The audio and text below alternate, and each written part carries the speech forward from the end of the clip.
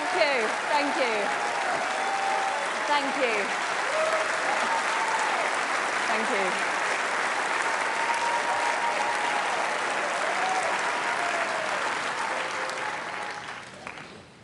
My friends, it's great to be with you here in Birmingham.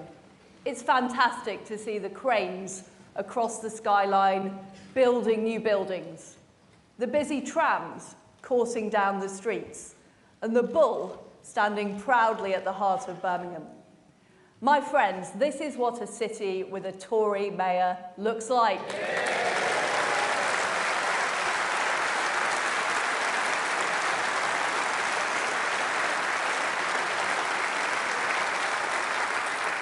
It's positive, it's enterprising, it's successful, and Andy Street is a human dynamo, delivering for the people of Birmingham.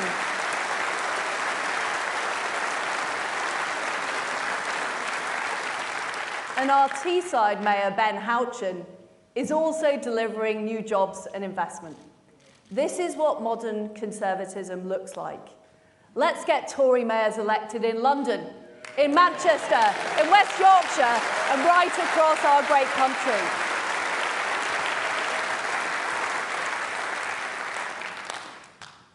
We gather at a vital time for the United Kingdom. These are stormy days. Together, we've mourned the death of Queen Elizabeth II, the rock on which modern Britain was built. We're now in a new era under King Charles III. We're dealing with the global economic crisis caused by COVID and by Putin's appalling war in Ukraine. In these tough times, we need to step up. I'm determined to get Britain moving, to get us through the tempest, and to put us on a stronger footing as a nation. I'm driven in this mission by my firm belief in the British people. I believe that you know best how to spend your own money to get on in life and to realise your ambitions.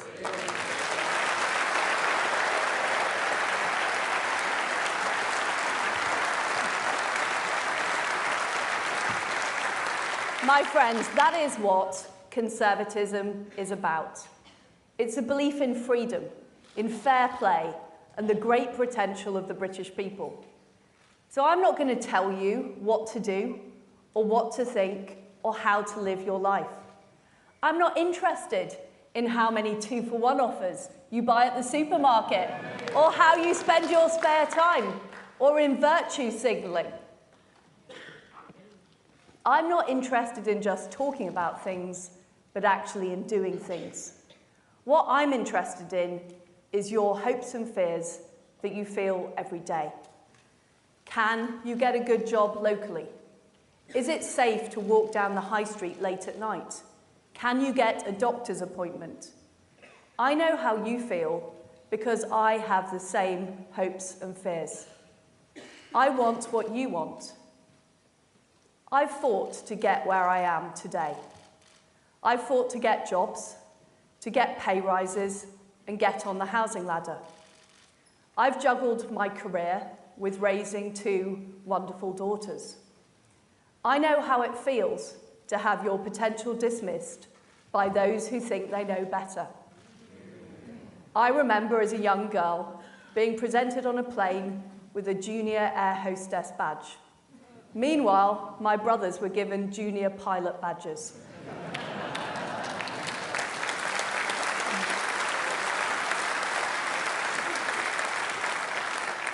It wasn't the only time in my life that I've been treated differently for being female or for not fitting in. It made me angry, and it made me determined. Determined to change things so other people didn't feel the same way.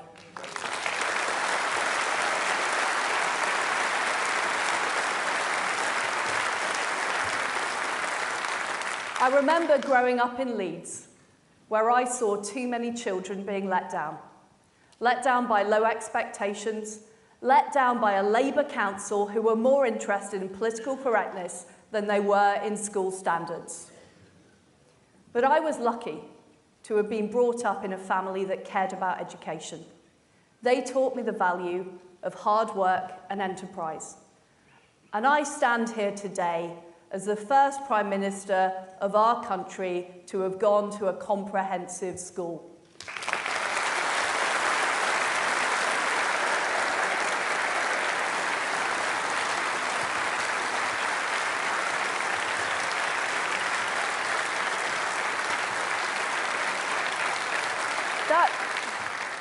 That taught me two things. One is that we have huge talent across our country, and two, that we're not making enough of it. This is a great country. I'm so proud of who we are and what we stand for. But I know that we can do better, and I know that we must do better. And that's why I entered politics. I want to live in a country where hard work's rewarded, where women can walk home safely at night, and where our children have a better future. To deliver this, we need to get Britain moving.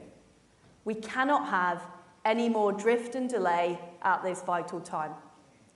Let's remember where we were when I entered Downing Street. Average energy bills were predicted to soar above £6,000 a year.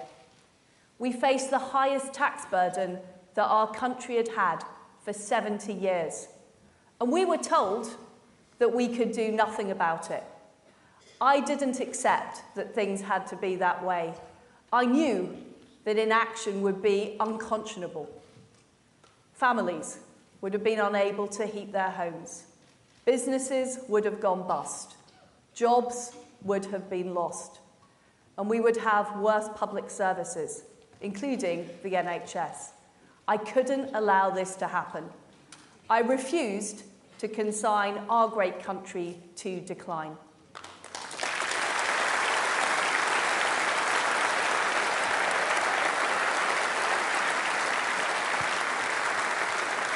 And that's why I promised on entering Downing Street to act.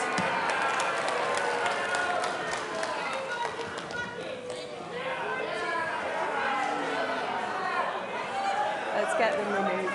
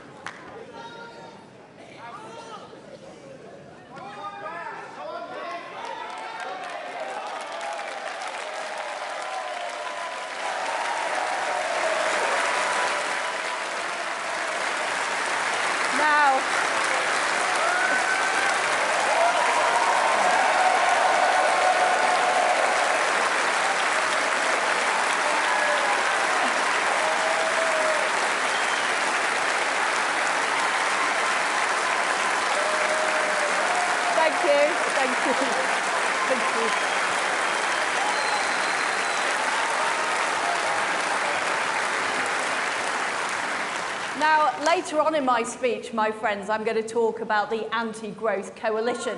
But I think they arrived in the hall a bit too early. They were meant to come later on, so we'll get on to them. We'll get on to them in a few minutes. But what we did is we acted. We made sure that the typical household energy bill shouldn't be more than around £2,500 a year this winter and next. We followed up with immediate action to support businesses over the winter. We're determined to shield people from astronomically high bills. So much so that we are doing more in this country to protect people from the energy crisis than any other country in Europe.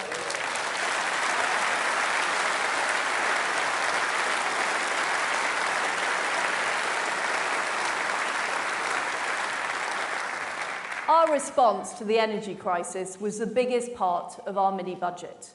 It was the biggest part for a good reason, because we had to do it. But it's not the only challenge we face. For too long, our economy hasn't grown as strongly as it should have done.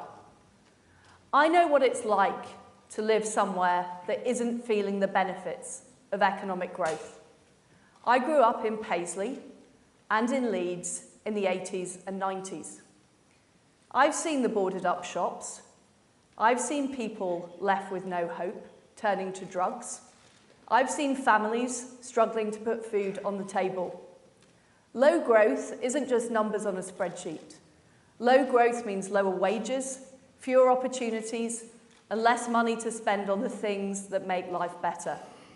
It means our country falling behind other countries, including those who threaten our way of life.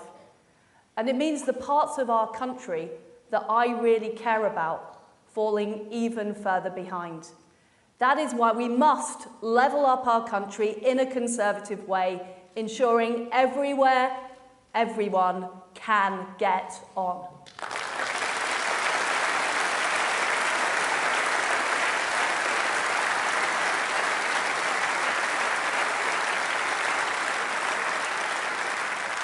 Conference, it's wrong to invest only in the places that are thriving, as economic models often have it. We need to fund the furthest behind first. And for too long, the political debate has been dominated by the argument about how we distribute a limited economic pie. Instead, we need to grow the pie so that everyone gets a bigger slice.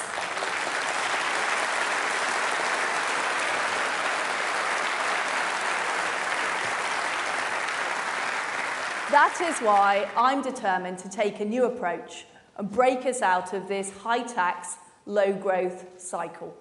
And that's what our plan is about. It's about getting the economy growing and rebuilding Britain through reform. The scale of this challenge is immense. War in Europe for the first time in a generation, a more uncertain world in the aftermath of COVID, and a global economic crisis. That is why, in Britain, we need to do things differently. We need to step up. As the last few weeks have shown, it will be difficult. Whenever there's change, there is disruption. And not everybody will be in favour of change. But everyone will benefit from the result. A growing economy and a better future.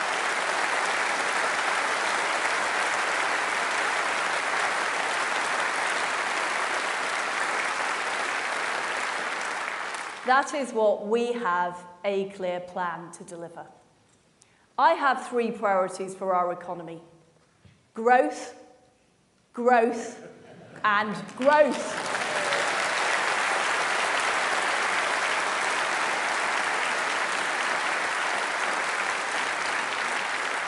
Growth means more money in people's pockets. It means businesses creating new jobs. Growth means people can feel secure and they can plan for their future. Fundamentally, growth helps people fulfill their hopes and their dreams.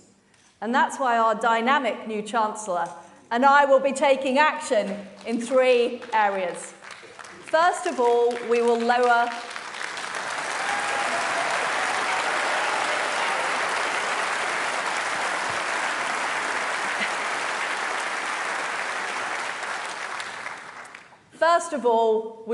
our tax burden. Over the summer, we had a robust debate, and the Conservative Party will always be the party of low taxes.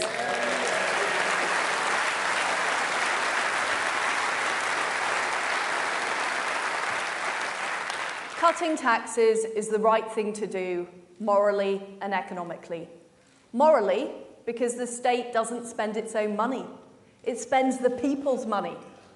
Economically, because if people keep more of their own money, they're inspired to do more of what they do best. That's what grows the economy. When the government plays too big a role, people feel smaller. High taxes mean you feel it's less worthwhile working that extra hour, going for a better job, or setting up your own business. That's, my friends, is why we are cutting taxes.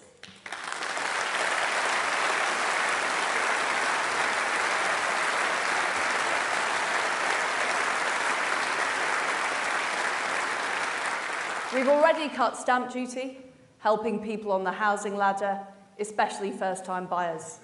We're reversing the increase in national insurance from next month, and we're keeping corporation tax at 19%, the lowest in the G20. We're also helping 31 million working people by cutting the basic rate of income tax.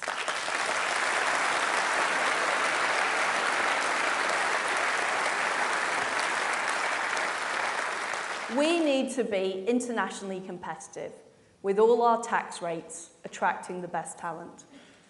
Cutting taxes helps us face the global economic crisis, putting up a sign that Britain is open for business.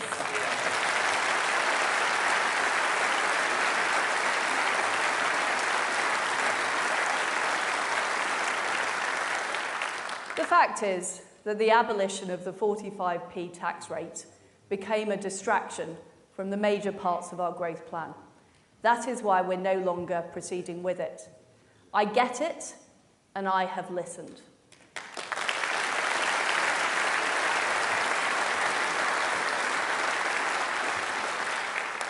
Secondly, we will keep an iron grip on the nation's finances. I believe in fiscal responsibility. I believe in getting value for the taxpayer.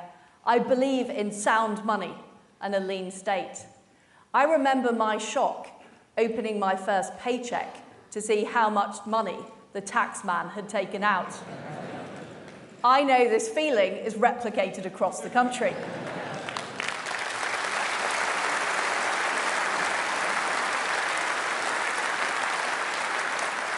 And that's why we must always be careful with taxpayers' money.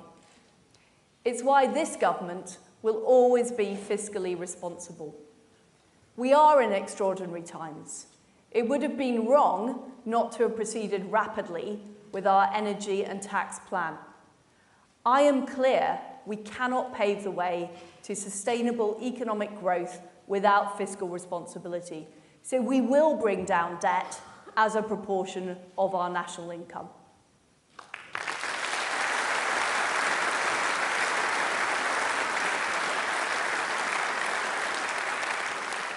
We are seeing rising interest rates worldwide in the wake of Putin's war and COVID.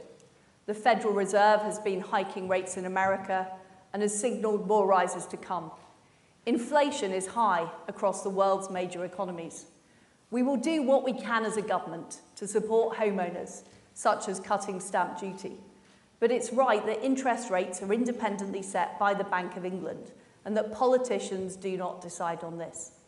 The Chancellor and the Governor will keep closely coordinating our monetary and fiscal policy.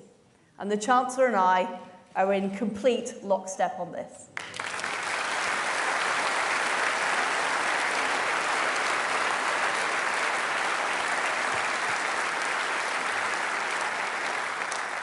Thirdly, we will drive economic reforms to build our country for a new era. We're taking a new approach based on what's worked before. Previously, we faced barriers to growth like militant unions, nationalised industries, and outdated city regulation. Now we must break down the barriers to growth built up in our system over decades. Decisions take too long. Burdens on businesses are too high. Infrastructure projects get delayed for years and years and years. As a result, we've seen economic growth choked off. Houses haven't been built where they are needed and wanted, and we've become averse as a nation to doing things differently. I love business. I love enterprise. I love people who take responsibility, start their own businesses, and invest.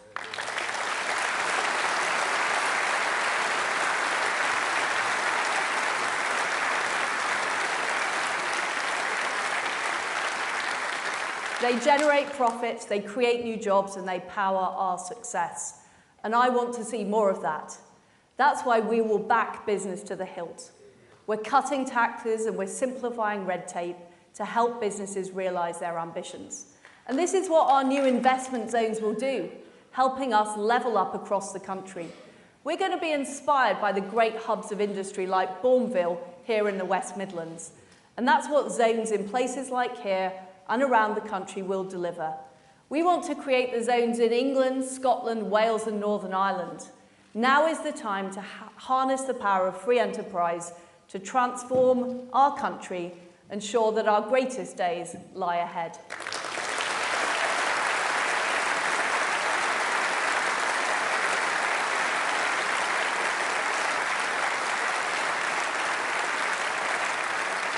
This is the United Kingdom at its best, working together and getting our economy growing. And we will face down the separatists who threaten to pull apart our precious union, our family.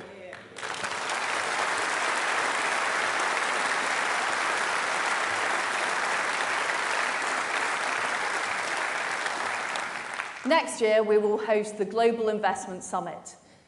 This will show the world's top investors there's nowhere better to invest than the UK. And we're seizing the newfound freedoms outside the European Union. We're the party who got Brexit done, and we will realise on the promise of Brexit.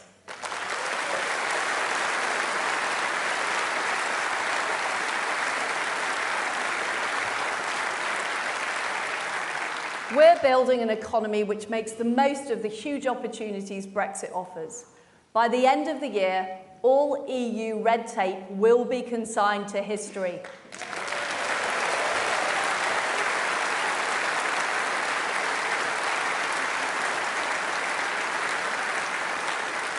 Instead, we will ensure that regulation is pro-business and pro-growth. Leaving the EU gives us the chance to do things differently, and we need more of that. That's why over the coming weeks, my team of ministers will set out more about what we're going to do to get Britain moving. We'll make it easier to build homes, to afford childcare, and to get super-fast broadband. We'll help you set up your own business and get a mobile phone signal wherever you are in the country.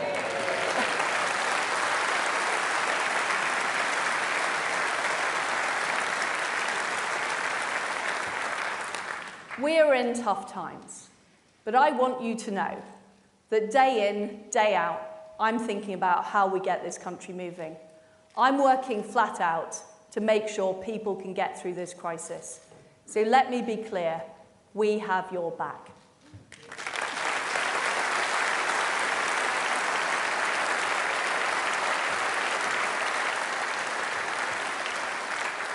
That is why the government took decisive action to tackle the energy crisis.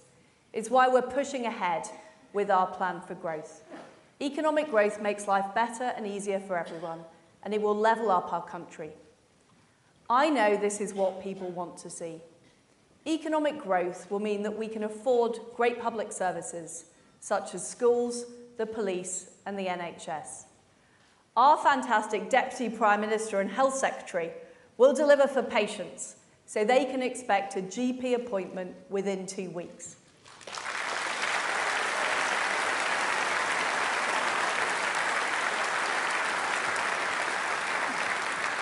She will ensure that those who need urgent care will be seen on the same day.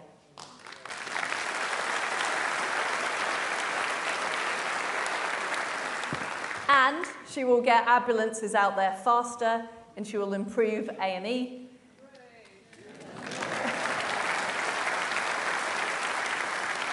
And she will bust the COVID backlog. That's not all. And she will bolster social care so everyone gets the care they need.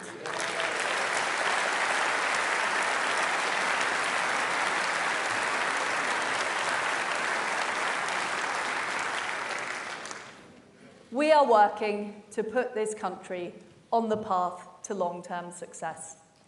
That means ensuring we are safe and secure.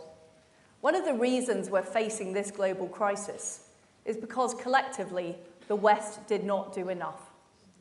We became complacent. We didn't spend enough on defense. We became too dependent on authoritarian regimes for cheap goods and cheap energy. And we did not stand up to Russia early enough. We will make sure this never happens again.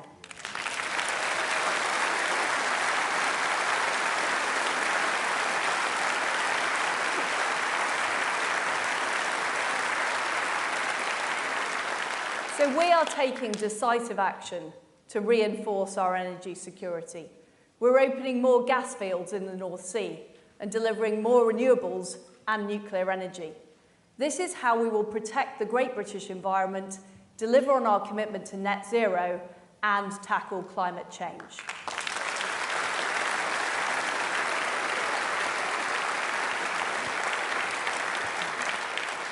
We're also taking decisive action by strengthening our borders and beefing up our border force and expanding the Rwanda scheme. Our brilliant new Home Secretary will be bringing forward legislation to make sure that no European judge can overrule us.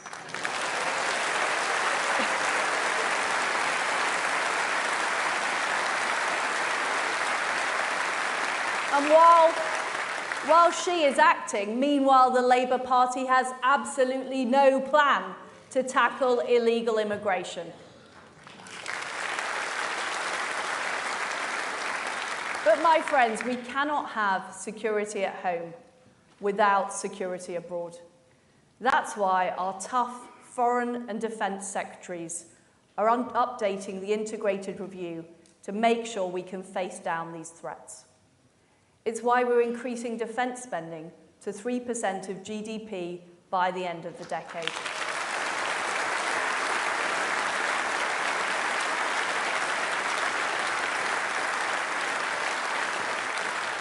This will ensure that our armed forces are ready to tackle new and emerging threats.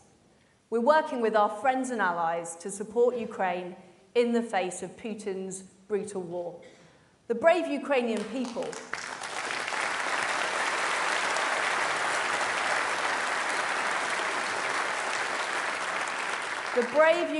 people aren't just fighting for their security, but for all our security.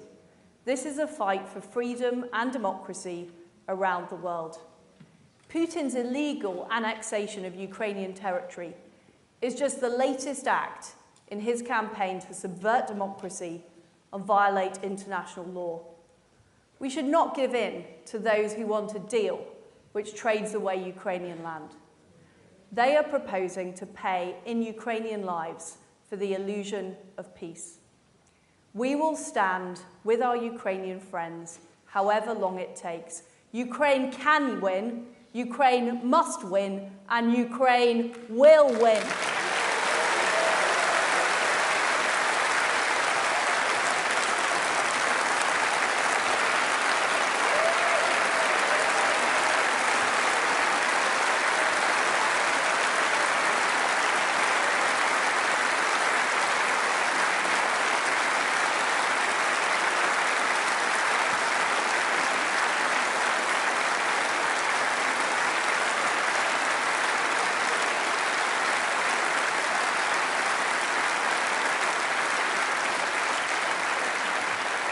I know that President Zelensky and the people of Ukraine will welcome our solidarity with them at this very, very difficult time.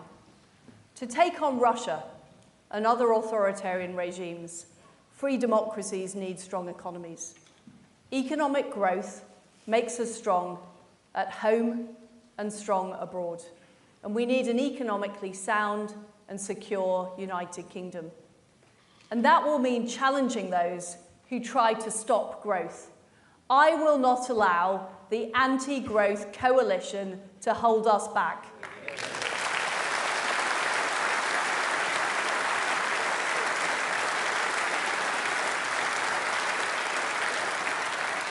Labour, the Lib Dems, the SNP, the militant unions, the vested interests dressed up as think tanks, the talking heads, the Brexit deniers, Extinction Rebellion, and some of the people we had in the hall earlier. The fact is,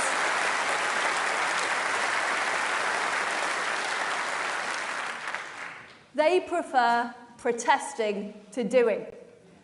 They prefer talking on Twitter to taking tough decisions. They taxi from North London townhouses to the BBC studio to dismiss anyone challenging the status quo.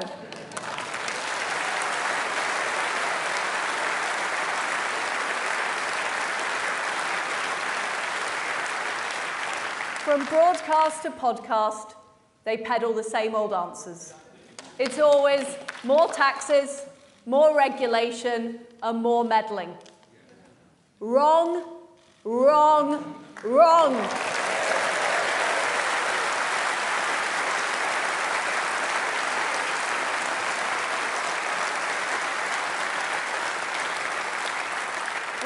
We see the anti-growth coalition at work across our country. Keir Starmer wants to put extra taxes on the companies we need to invest in our energy security. And his sticking plaster solution will only last 6 months. He has no long-term plan and no vision for Britain.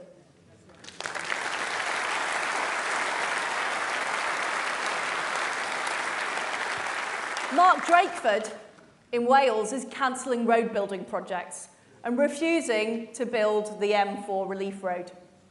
Nicola Sturgeon won't build new nuclear power stations to solve the energy crisis in Scotland. Have these people ever seen a tax rise they don't like?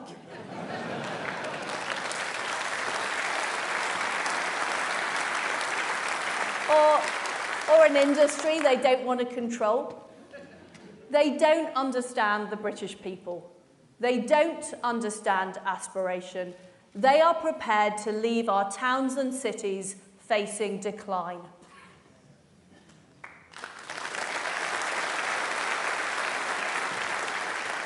My friends, does the anti-growth coalition have any idea who pays their wages?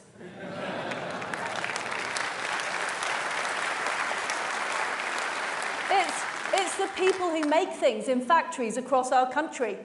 It's the people who get up at the crack of dawn to go to work. It's the commuters who get trains into towns and cities across our country. I'm thinking of the white van drivers, the hairdressers, the plumbers, the accountants, the IT workers, and millions of others up and down the UK.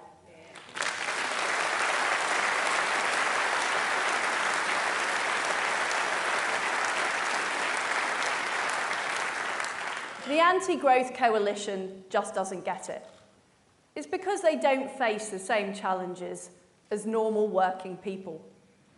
These enemies of enterprise don't know the frustration you feel to see your road blocked by protesters or your trains off due to a strike. In fact, their friends on the hard left tend to be the ones behind the disruption.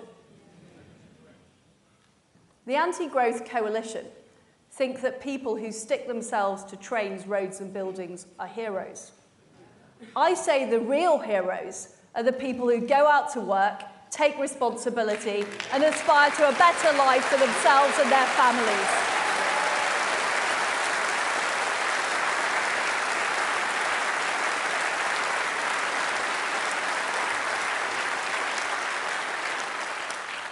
And I am on their side.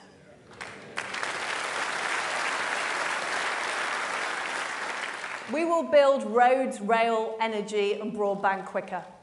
We will be proudly pro-growth, pro-aspiration and pro-enterprise. That is how we will forge ahead on our long-term path to national success. In this new era, we're taking a new approach. My friends, we're focused on boosting growth and opportunity across our country. This mission will be difficult, but it is necessary. We have no alternative if we want to get our economy moving again. I'm ready to make the hard choices. You can trust me to do what it takes. The status quo is not an option. That is why we can't give in to the voices of decline. We can't give in to those who say Britain can't go faster.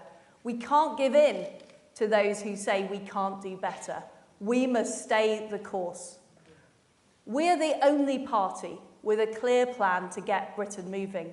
We're the only party with the determination to deliver. Together, we can unleash the full potential of our great country. That is how we will build a new Britain for a new era.